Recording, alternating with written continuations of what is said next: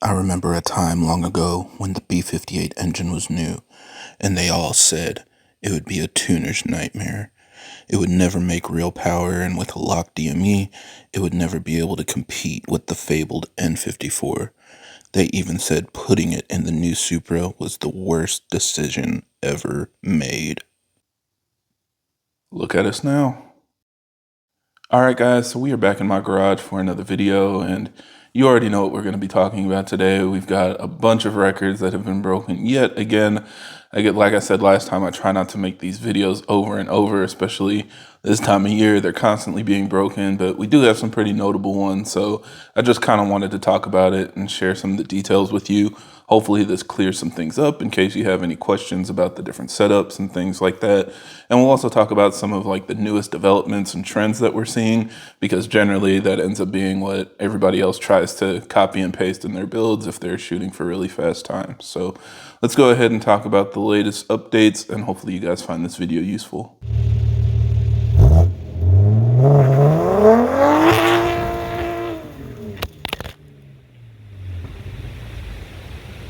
Now, as always, for everybody that's new to the channel, I create these videos to help keep you updated on the latest developments in our community, as well as discuss technical topics so that we have a better understanding of how our engines work. So if you're interested in more videos like that, be sure to subscribe because there will be a lot more coming out in the future. So for those of you guys that don't know, here in the US, they had a show called Bimmer Invasion. That was down in Florida, and a bunch of people all go down there, especially this time of year. It's a nice time to go on vacation to where it's warmer and go to a cool show, see what people have been building over winter, and just enjoy times with people you don't get to see very often. Now, people come from very far away, and a lot of these guys came from all along the East Coast to go down to this car show. They've got sponsors and booths and things that they're supporting. So it was just really cool to see everybody together. Now, if you guys check out any of the footage that people have been posting, it was raining pretty bad during the show. So not really ideal conditions for having a good time, but it seems like things cleared up, and a lot of the fast guys that were there broke out and went to Bradenton Motorsports Park to get some quarter-mile runs in. Now, everybody down there was, of course, shooting for records and trying to get the fastest times possible, just like before, and especially like what we talked about a couple weeks ago. Some people saw like little things that they could improve, and so they were just itching to get back and break into their next fastest times. So bunch of records broken. Let's go ahead and talk about them. So the first one we're going to talk about is the new stock motor B58 record, and that is going right back to one stock F30. He still has the record, but he was able to push his car even deeper into the eights. So like we talked about before, he has an M240i running a KLM top mount turbo kit with a Precision 7275 turbo. He also has a pure drivetrain solutions transmission, and the car is tuned by Sammy on Pro Tuning Freaks, along with Max ECU to support the auxiliary functions, and it has a custom transmission tune from Rod Sutphin. And the car was built by M Powerhouse. They're the ones that put the car together. You would be a straight goof if you forgot to mention that.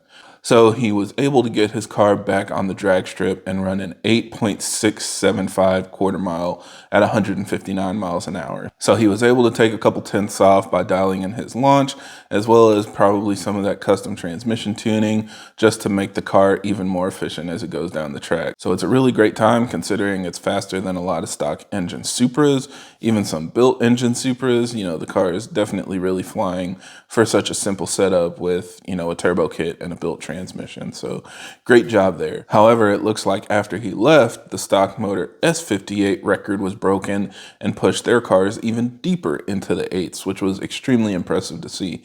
So you can see this lime green M3, it's running a stock engine S58, completely unopened engine. It's also running a KLM turbo kit, but this one has a 7480 turbo, and it has an upgraded pure drivetrain solution transmission as well. And they posted their time. They ran an 8.605 at 159 miles an hour. But they were slightly quicker, and they were able to officially break the stock motor BMW record. So extremely impressive to see from them. And again, this is a stock engine tuned by Mike Body on Pro Tuning Freaks, along with motive reflex for the auxiliary functions. And it has a Eurocharged Drain Solutions transmission that is custom tuned by Rod Sutphin as well. But they said at this point, you know, they knew they were on the ragged edge of things, so they're planning on going ahead and building the motor soon. So this is their last attempt at pushing how far the stock S58 can go, but still impressive to see regardless. But now that we got that out of the way, let's look at how fast these cars really have the capability to go. So let's talk about some built engine cars. And this is probably the most impressive one that people were most excited to see.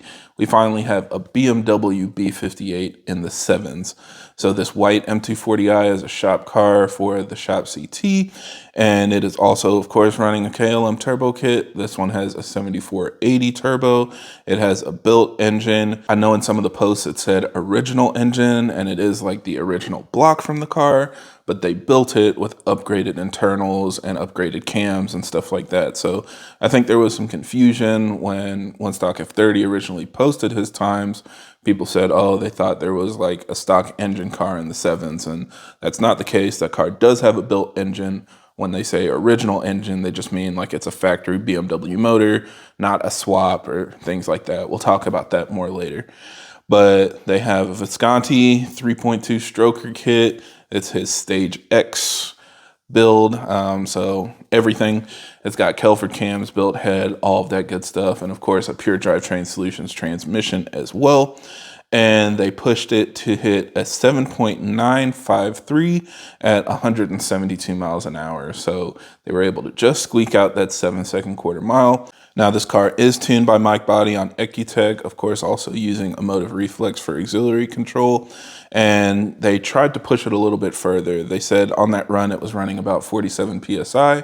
But on their next run, they were able to hit a low 8, and right at the end of the quarter mile, it sounded like it slipped a little bit or something broke loose. So they said they're going to double check the transmission. That definitely could be, you know, something linked to the heavier chassis maybe. It's just making the transmission work that much harder to hit similar times to what we're seeing the fastest A90s hit. I'm not really sure. So we'll just kind of have to stay tuned and see if they post any updates on what that issue was, if anything broke, or how they go about resolving it to make the car go faster. And then finally, of course, we have a new S58 record as well. So this one is going back to the M Powerhouse shop car. They have a G80 M3 that is also running a KLM top mount turbo kit.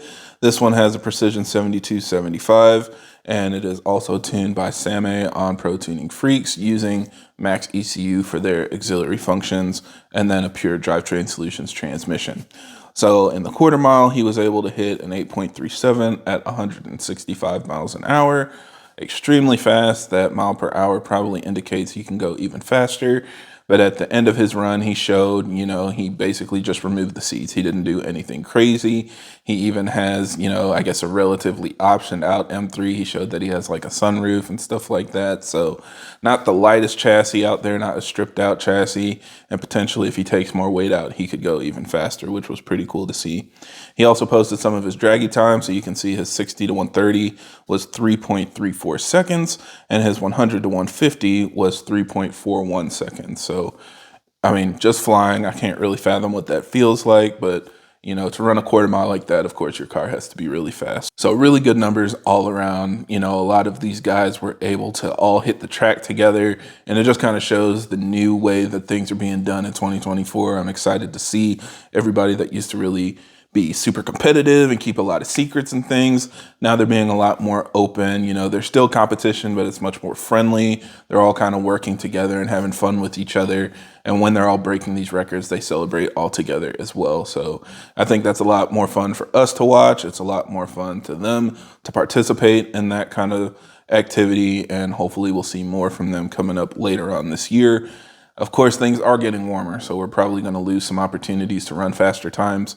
Probably by around TX2K time. That's the next time we'll see people really breaking into new areas of performance. But this will, you know, kind of hold us over in the meantime.